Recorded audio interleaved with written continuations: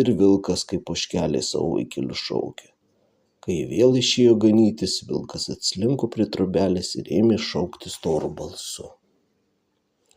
Atidarykit, vaikeliai, dureles, mano rageliai neša šienelio, mano auselės pilnos pienelio. Ožiukai atsiliepė, tai ne mūsų mamulė plonai šaukia. Nulėkė vilkas pas kalvį, kad paplonintų liežuvį.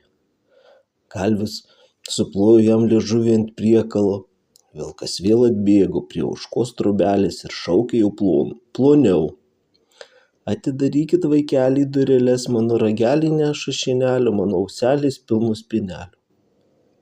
Ėmė ir atidarė ožiukai ožkos vaikeliai duris. Vilkas kaip šoko vidun ir prarijo visus ožiukus. Juodus, margus ir žilus. Liko tik vienas kreivakojėlis. Užšoko ant lentynos, apsivožė puodu ir išsigelbėjo.